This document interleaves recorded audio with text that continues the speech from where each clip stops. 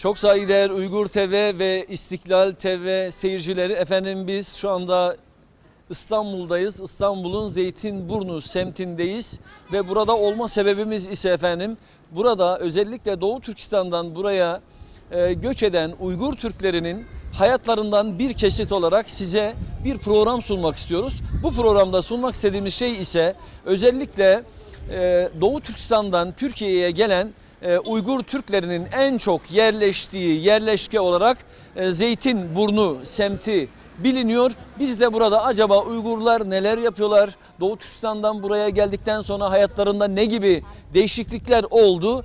Biz de onları sizinle beraber paylaşmak istiyoruz. Efendim bizi izlemeye devam ederseniz bu gelişmeleri, bu neticeleri sizlerle beraber paylaşacağız.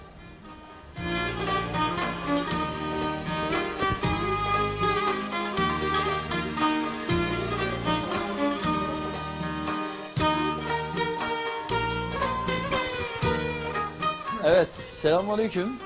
Efendim kolay gelsin. Hayırlı işler. Kusura bakmayın böyle habersiz geldik. Biz tabii ki Uygur TV ve İstiklal TV ortak yayınıyla buradaki İstanbul'a yerleşen, Türkiye'ye yerleşen Doğu Türkistanlı Uygur kardeşlerimizin işte Türkiye'de neler yaptıklarını, hayata buraya geldikten sonra kendileri için neler kattıklarını, Türkiye'ye nasıl alışıp alışmadıklarını böyle bir program yapıyoruz. Eğer müsaade ederseniz sizinle de küçük bir röportaj yapmak istiyoruz. Peki. Öyleyse kendinizi kısaca tanıtabilir misiniz? Benim adım Mehmet Uygur. 68 doğumluyum. Şu an 19 senedir Türkiye'de yaşıyorum. Peki bu 19 seneyi nasıl tarif edersiniz? Yani 19, daha doğrusu buraya niçin geldiniz? Neden 19 sene önce Türkiye'ye geldiniz? Benim asli mesleğim kuyumcu. Doğu Türkistan'dayken. Kendi ülkemizde yaşama imkanımız olmadı. Çin zulmü altında kaldık. Hicret etmeye, vatanı terk etmeye mecbur kaldık. 97 yılının başında Türkiye'ye gelmiştim. Şundan bugüne dek Türkiye'de yaşıyorum işte. Peki tabii ki kolay değil. Peki Türkiye'yi nasıl buldunuz? Türkiye iyi. Bayağı alıştık. Güzel bir ülke. Peki rahat edebiliyor musunuz burada? Evet. Yani kendi vatanınız gibi olmasa da. Kendi vatanımızın yerini tutamaz da ama yine de biz birden Türkiye'de rahat ediyoruz işte. Peki. Bu 19 sene içerisinde iyisiyle kötüsüyle neler yaşadınız? Buraya yalnız mı geldiniz? Daha sonra ailenizle mi geldiniz? O zaman bekar mıydınız? Nasıl geldiniz buraya? Yok, ben yalnız geldim. Doğu Türkistan'dan gelirken yalnız geldim. Ailem vardı. Ailemle beraber gelmek imkanı olmadı. 6 sene sonra eşimi getirebildim. Çocuklarınızı getirebildiniz. 9 sene sonra çocuklarımı getirebildim. 6 sene sonra Eşimi eşinizi, getirebildim. 9 sene sonra çocuklarınızı. 9 sene sonra. Peki neden böyle bir şeye ihtiyaç duydunuz? Hepsini neden beraber getirmediniz? Çünkü eşimi getirmek için 6 sene uğraştık. 6 sene uğraştıktan sonra bir tane pasport alabildik. İllegal yollarla, para zoruyla eşimi getirebildim.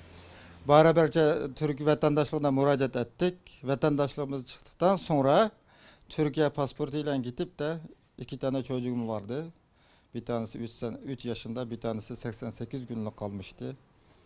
Onlarını getirdik. Böylece 9,5 sene sonra aile bir yere gelebildik. Buna da şükür diyoruz. Şükür ederiz. Peki buradan Uygur TV ekranlarına ve İstiklal TV ekranlarından dünya kamuoyuna neler söylemek istersiniz? Ben ne söyleyeceğiz? Şimdi dünya kamuoyunu Doğu Türkistan'a gelince gözleri kör oldu. Kulakları sağır oldu. Bilmez oldu. Duymaz oldu.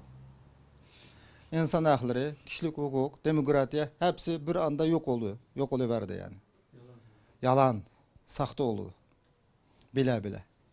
Böyle derim. Yani ne diyeceğim bilerek dünya kamuoyu, özellikle demokrasiden dem vuranlar, insan haklarından dem vuran ülkeler söz konusu Doğu Türkistan olduğu zaman, Türk dünyası olduğu zaman, Müslüman dünyası olduğu zaman gözleri kör, kulakları sağır, dilleri de lal oluyor diyorsunuz. Aynen öyle oldu yani. Bizzat öyle yaşıyoruz yani. Şu anda öyle bir durum içinde yaşıyoruz. Evet efendim. Fazla söze hacet yok galiba. Gerek yok. Yani fazla Peki, diyeceğiz. peki biz teşekkür ediyoruz. Size hayırlı işler diliyoruz. Sağ olun. Eyvallah, saygılar.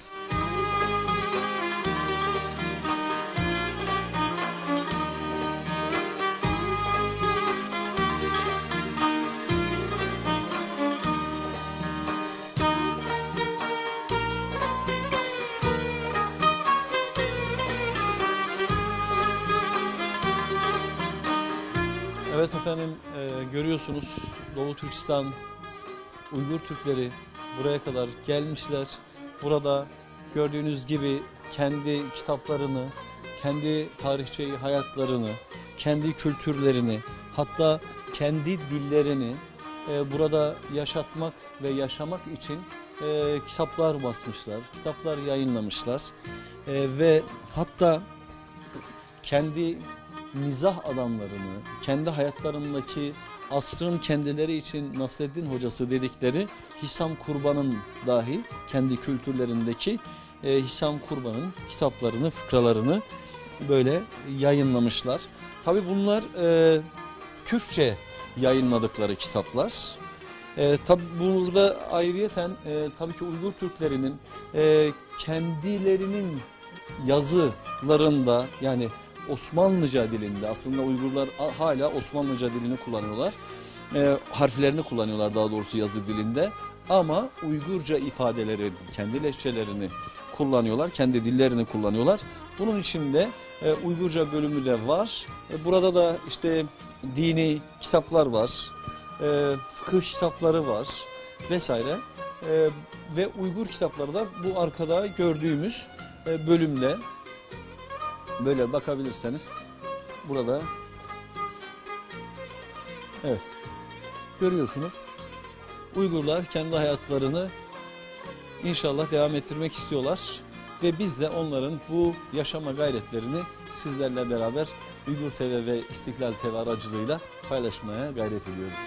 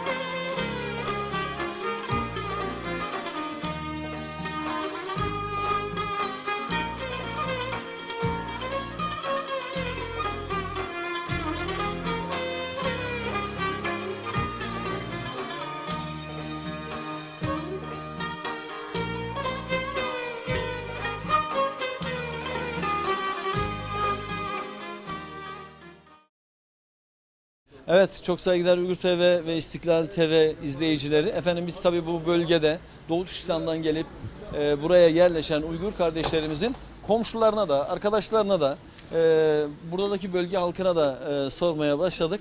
Efendim Doğu Türkistan halkını, Uygurları nasıl tanırsınız? Onların komşulukları, arkadaşlıkları hakkında ne düşünüyorsunuz? Arkadaşlar, dostlar iyiler. Evet, Severim de. evet. Bana karşı bir şeyler yok. Çevreye karşı da yok. İyi insanlar. İyi insanlar. Evet. Komşularınız var, arkadaşlarınız var, çevreniz var. Var. İyi, peki. Var, iyiler. Peki. Ne söylemek istersiniz onlar hakkında? Ne söyleyeyim yani, iyi insanlar, sadece onu diyeyim. Peki, teşekkür ediyoruz. Sağ Rica olun. ederim. Eyvallah. Efendim şu anda biz Uygur TV ve İstiklal TV ortak yapımından geliyoruz. Maşallah, hoş geldiniz. Ve Allah razı olsun, teşekkür ediyoruz. Tabii ki bu bölgede Zeytinburnu biliyorsunuz Uygur kardeşlerimizin özellikle yoğun oldukları yer. Uygur Evet. kardeşlerimiz hakkında neler söylemek istersiniz? İyi insanlar. Birlik beraber içinde yaşamaya çalışırlar. Evet, Çok güzel bir şey. Hep öyle olsun. Bütün millet öyle olsun. öyle olsun. Siz neresiniz? Ben Konyalıyım. Konyalısınız. Kahraman Konyalı. Kahraman Konya. Eyvallah. Peki, teşekkür ediyoruz. Eyvallah. Efendim yine canlı yayınımıza devam ediyoruz. Uygur TV ve İstiklal TV'nin ortak yapımıyla efendim bölge halkına sormaya devam ediyoruz. Uygur Türkleri hakkındaki düşüncelerini alıyoruz. Efendim Zeytinburnu özellikle Uygur Türklerinin yoğun yaşadıkları bir bölge. Evet. Siz neler söylemek istersiniz? Kısaca şöyle söyleyeyim. Ben de Türk'üm, onlar benim kardeşlerim. Hepsi o kadar. Ben de söyleyebilirim ki. Neyse o. İyisiyle Onlar da kötüsüyle Türk, benim. ben de Türk'üm. Sonuçta biz kardeşiz. Başka ne diyebilirim ki? Cevaben. Ne bekliyorsunuz başka? Eyvallah, bir şey beklemiyoruz Tamam. abi. Buyurun başka. Başka peki komşulukları, arkadaşlıkları, dostlukları nasıl? Komşulukları, arkadaşlıkları, dostlukları benim gerçek anlamda çok yakın dostlarım yok. Evet. Denk gelmedi diyelim. Evet. Ama ve lakin dışarıdan gördüğüm kadarıyla çok iyi insanlar. Eyvallah. Dışarıdan gördüğüm kadarıyla iyi insanlar. Eyvallah, Tabii teşekkür istisnalar olabilir, kaideyi bozmaz. O her ırkta vardır yani. Eyvallah, İstisnadan teşekkür ediyorum. kastım şu yani, iyi insan, kötü insan. Eyvallah. Teşekkür ederiz. Bu kadar. Çok sağ olun. Siz de sağ olun. Eyvallah. Hem bölge halkı hem de Uygur bir kardeşimizle beraberiz. Doğru mu? He? Kırgız. Allah, o daha güzel ya. Yani Türk dünyası şu anda burada. Efendim şu anda Türk dünyası burada. Burada bir siz Ben boyacı Murat Usta. Boyacı Murat Usta. Evet. Memleket Niğde. Memleket Niğde. Niğde. Evet. Siz? Ben Zeytin'de oturmaktayım. Evet, 35. isminiz? Mehmet Emin Yüzbaşıoğlu. Yüzbaşıoğlu. Evet. Aman ben hemen esas duruşa geçeyim. Evet. Değil mi? Peki efendim şöyle, siz de Kırgız türküsünüz. Evet. Evet. Biz de Uygur TV olarak Evet. Uygurların adına, İstiklal TV olarak yine Evet. Uygurların adına bir program yapıyoruz. Evet. Siz neler düşünüyorsunuz Uygurlar hakkında? Şu andaki durum kötü. Ne İyi gibi? değil yani. Nasıl? Yönetim olarak. Uygurlar. Hem Uygurlar hakkında yani. Yönetim kötü, iyi değil. Hangi yönetimden bahsediyorsunuz? Ben şimdi buradaki yönetim değil, dışındaki. Çin'deki yönetimden Çin'deki bahsediyorsunuz. yönetimden evet. Onlara yapılan zulümden bahsediyorsunuz. Evet, evet, Yani evet. Şimdi öyle dediniz ki sanki burada bir Uygur hükümeti var. Ve Uygur hükümeti çok yanlışlar Yok yapıyor. yok, Türkiye'de maşallah eli başında tutuyorlar. İşte bu. İşte sıkıntı yok işte. Eyvallah. Evet. Peki efendim siz neler söylemek istersiniz Murat Usta? Ben Uygur hakkında şimdi bir şey söyleyemem. Şöyle Uygurlardan bilgim olmadığı için. Ama Türkiye açısından şu anda bizim Türkiye bütün dışarıdan gelen vatandaşlara bir numara hürmette. Seviyorlar diyorsun. Evet, seviyor. Hürmet ediyorlar. Evet, seviyor. Kucak açıyorlar. Tabii. Kardeşliklerini gösteriyorlar. Evet. Aşılarını, ekmeklerini, yerlilerini, yurtlarını paylaşıyorlar. Her türlü. Her türlü. Evet. Efendim gördüğünüz gibi Türk'ün Türk'ten başka dostu yok diyor. Evet. Murat Türk'ün Usta öyle diyor. Türk'ten başka dostu yoktur. Öyle mi abi? Doğrudur. Siz de bir Kırgız Türk'ü olarak onu söylüyorsunuz. Evet. Eyvallah. Evet, Peki. evet. Fazla söze hacet yok görüyorsunuz. Ben söylemedim. Evet. Bu ikisi söyledi. Bizim Türkiye bütün yabancılara Evet. her türlü kucak açıyor. Her türlü destekler. Aman içeridekilerini kimse unutmasın ama. Heh. Eyvallah. Evet, Peki evet. teşekkür ediyoruz. Biz teşekkür Eyvallah. ettik. Sağ olun. Sağ olun. Kolay gelsin.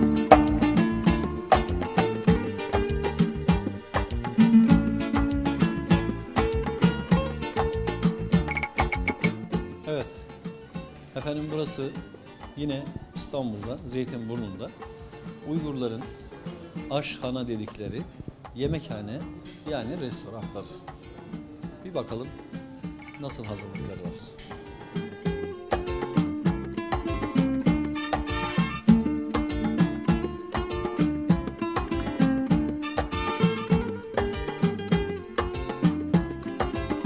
Evet efendim şu anda bölge halkından sonra bölge esnafıyla da bir araya geliyoruz ve Uygur kardeşlerimiz hakkında sorular soracağız. Efendim bu bölgede tabii ki Uygurlar yaşıyorlar. Tabii. Eyvallah. Peki neler söylemek istersiniz? Ben söylüyorum ki burada Uygur kardeşlerim geliyor, alışveriş yapıyor. Ben çok seviyorum çünkü çok iyi konuşuyor benimle. Çok Farsça diyorum, ahlakı var. Çok iyi adamlar.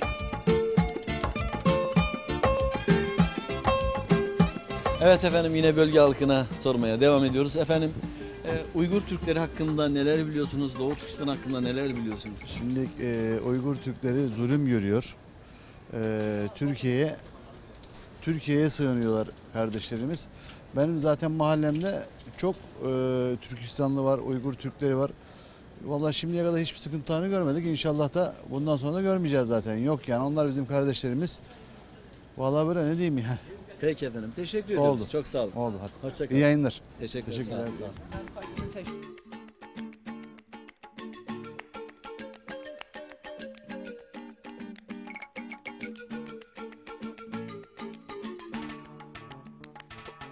Evet efendim yine bu bölgedeyiz ve gördüğünüz gibi burada doğal ve doğal tıbbi malzemelerin kullanıldığı bir merkeze geldik. Burası da yine Uygur kardeşlerimize ait.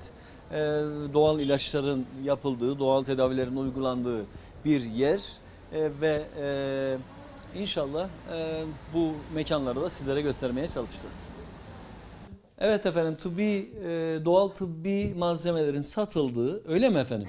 Evet. Bizim özellikle doğal bitkilerden yapılan tedavi yöntemlerinin uygulandığı bir yerdeyiz şu anda.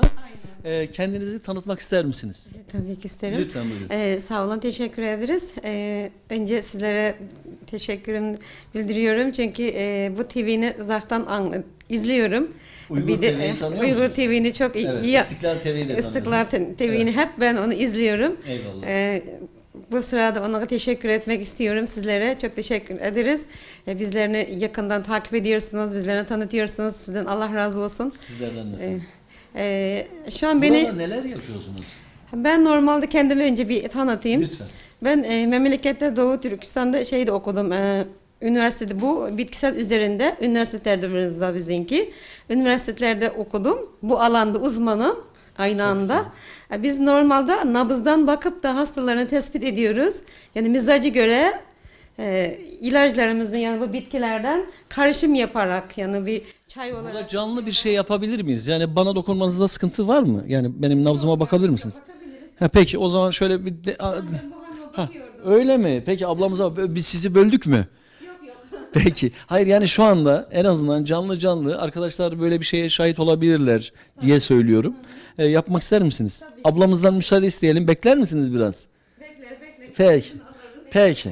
Buyurun. Ama şöyle almam lazım. Peki o zaman. Evet arkadaşlar çekime devam edelim. Evet.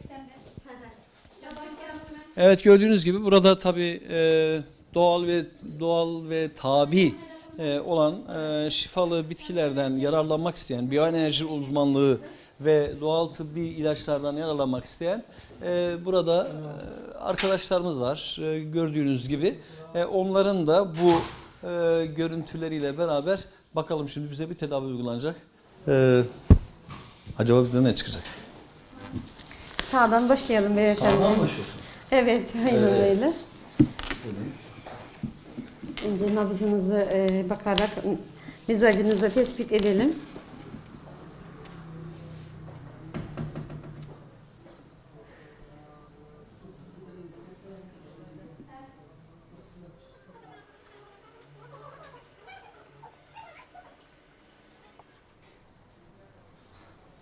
Tamam, bir dilinizi bir uzatabilir misiniz? Dilimi. Lütfen.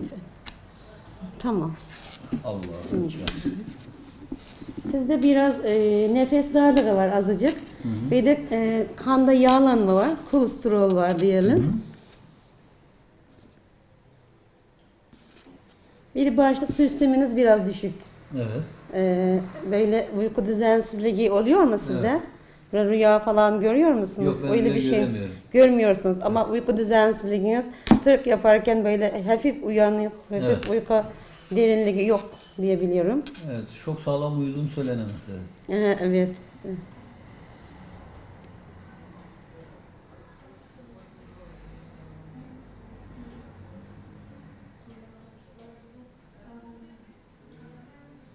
Evet, görüyorsunuz.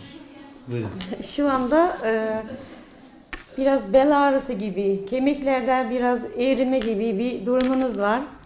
Böyle bir şikayetiniz var mıydı daha önce? Aman Allah'ım. Sayın seyirciler görüyor musunuz? Kemiklerde erime var. Demek ki gittiğiyle Allah yardımcımız olsun. Evet, peki ne tavsiye ediyorsunuz bize? Size mi? Şu an mizacınızda baktığımızda kuru soğuk bir haliniz var. Kuru soğuk. Kuru soğuk mizac olarak şu anda dönüş. İnsan yanı 4 mizac olarak değişiyor. Gençken kan mizacı oluyor. Biraz ilerleyince 30 yaşında falan şey oluyor. Olgulaşınca kuru sıcak. Sonra biraz yaklaşık kuru sıcaktan bu kış dönemi ya biraz kuru soğuğa dönmüş. Mizacınızdan biraz değişiklik var. Kemiklerinin mizacında biz Uygur tıbbında kemiklerinin mizacı soğuktur. O yüzden soğuk mizacınız direkt kemiklerini etkilemiştir şu anda. Öyle durumdayız. O yüzden siz soğuk algınlığınız var diyebiliriz. Bunun için önce kalsiyum öneriyorum. Yani kalsiyum derken yani süt ürünlerden, yoğurtlardan değil, Size süt tamam da kalsiyum alabilirsiniz ama negatif kalsiyum alıyorsun ondan. Çünkü biz pozitif kalsiyum ihtiyacımız var şu anda. Ya portakaldır, Ha, limondur, evet, greyfurttur. Limon olmaz. Limon olmaz. Tam tersi yanı, kuru soğuktan ters olan nem sıcaklı bir şey lazım bize. Yani ona göre mesela sıcak olarak ceviz kuru sıcak gelir. Biraz badem katarsınız. O zaman dengeni sağlayacağız. Micaz derken yani vücuttaki şeylerimizin dengemizi sağlayıp yemek demek yani. Her zaman biz mizacımızın dengeni sağlayınca biz daha sağlıklı beslenebiliriz. Ortası kapatalım. Tamam. Evet. Bunun için size önerdiğim pozitif kalsiyum. Evet. Yana tavuk ciğerlinden alabilirsiniz bunları. Bir de şeyden alabilirsiniz, cevizlerden, nardan alabilirsiniz. Nar da çok güzel demir olan bir şey. Bunun da kalsiyuma katkısı sağlar. Bir Yani de kan demir. kemik için bu. Başka evet. ne vardı? Yağlanma vardı. Yağlanma için ne yapacağız?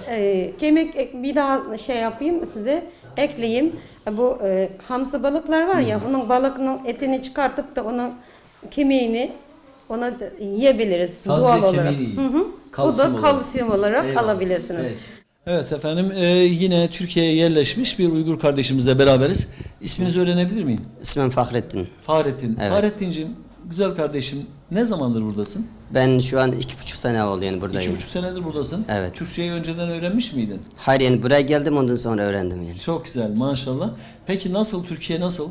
Türkiye güzel.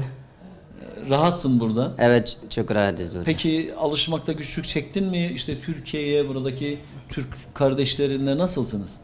Türk kardeşlerden çok iyi gidiyoruz yani. Bir problem yok. Hayır problem yok. Peki çalışabiliyor musun burada? Evet çalışıyorum. Şu an dükkan açıyorum. Maşallah Evet. çok güzel. Ne dükkanı? Yani bilgisayar, telefon, tamir öyle. Peki önceden tamir yapabiliyor muydun yani bu işi öğrendin mi? Evet tamir şeyler arkadaşım yapıyor yani onunla beraber açtık yani ortakız. Ben bilgisayar program şeylerini yapıyorum. Ha, sen programcısın o tamirci. Evet öyle. Peki kolay gelsin. Sağ olun. Eyvallah. Sağ olun. Teşekkür ederim. Efendim kolay gelsin. Sağ olun. Bereketli olsun. Ne yapıyorsunuz siz orada? Abi. Evet. Kasap. İyi bir kasap. Evet. Uygur kasabı. Evet. Ne zamandır buradasınız? Ben burada İstanbul'da 3 sene oldu. 3 sene oldu. Ama Doğu Türkistan'da 10 sene çalıştım. Kasap olarak. Kasap Evet. oldum. Ben şimdi bu et dükkanında şimdi çalışıyorum. Evet. Nasıl işler nasıl? İyi elhamdülillah. Evet. Sadece Uygur müşterileriniz mi var yoksa Türkler de geliyorlar mı? Uygurlarım var, Türklerim var. Afganlar var burada. Afganlar Başka var. kim var? Pakistanlılar var mı? Kırgızlar var. Biz Kırgızlara rastladık. Suriyelilere rastladık. Kazaklar var. Kazaklar var. Çok güzel. Peki buradan özellikle sadece koyun mu satıyorsunuz? Koyun, kuzu, tavuk. Koyun, kuzu, tavuk. Evet. Büyükbaş kesmiyorsunuz. Büyükbaş İnek, yok. dana, fil. Bundan sonra inşallah kendimiz kesmek için cay hazırlamak. Müsaade alacaksınız. Evet. Ruhsat alacaksınız. Evet. Kendisi yer hazırlamış, ondan sonra kendisi kesecekmiş. Kendisi kesip kendisi yapacak. Eyvallah, peki. Bundan sonra hem kendiniz o zaman yetiştirsinler de artık. Evet, değil şu mi? an yer tutmuş, koyuların dükkan. Birkaç tane yüz getirmiş. Evet. Onu şu an büyütmek için besliyorlar. Çok güzel. Büyüdükten sonra kendisi kesip kendisi satıyor diyor. Yani Öyle diyorsun koyunlar artık bundan sonra koyun da yetiştireceksiniz. Evet. Onlar tabii yavruları olacak, kuzuları olacak. Evet. Onları büyüteceksiniz. Evet. Yani bu işin çiftliğinden son müşteriye et olarak gidişine kadar hepsini kendiniz yapacaksınız. Evet. İyi o zaman size kolay gelsin. Sağ olun. Peki işiniz rast gitsin. Evet efendim mata, Uygurca mata. Bizce bu ne olabilir? Bal var, hurma şirnisi var. Bal var. Üzüm şirnisi var. Hurma şurubu var. Üzüm şurubu var. Evet. Yani bizde küme dediğimiz işte incirin yapıldığı şekilde küme dediğimiz bir tatlı. Sana da vereyim mi? Olur. Buyur bismillah. Evet. Peki önce ama onu yemeden önce seni bir tanıyalım. Adım Muttalip. Muttalip. Ne Uygur. yapıyorsun Muttalip burada? İstanbul'da 15 sene İstanbul'dayım. Evet. Şu an çalışıyorum. Evet. Ne olarak çalışıyorsun? Beyazıt'ta çalışıyorum. Çeyizlik, hediyelik eşya Çok üzere güzel. Evet. çalışıyorum. Daha yeni işten geldim. Eve İyi. gidiyoruz. Yani seni dinlendirmeyeceğiz biz. Bak evde daha yemek gelmeden biz sana tatlı getirdik. Kardeşim kıymet bilmiyorsunuz, kıymet bilmiyorsunuz. Eyvallah. Uygur TV'de İstiklal TV'yi nasıl takip ediyor musunuz? Takip etmeye çalışıyoruz. Allah seni affetsin. Ne demek çalışıyoruz? Niye izlemiyorsun kardeşim? Yani bu kadar insan burada emek veriyor değil mi? İstiklal TV işte kendisini tanıtmaya çalışıyor, Doğu Türkistan'ı tanıtmaya çalışıyor. Uygur TV kendisini tanıtmaya çalışıyor, Doğu Türkistan'ı tanıtmaya çalışıyor. Orada yaşananları anlatmaya çalışıyor. Yani bir tatlı verdik ama zehir ettik değil mi? Yok Allah razı olsun. Biraz öyle oldu he? Allah razı olsun. Peki afiyet olsun. Beraber Efendim biz sokakta dolaşmaya devam edeceğiz.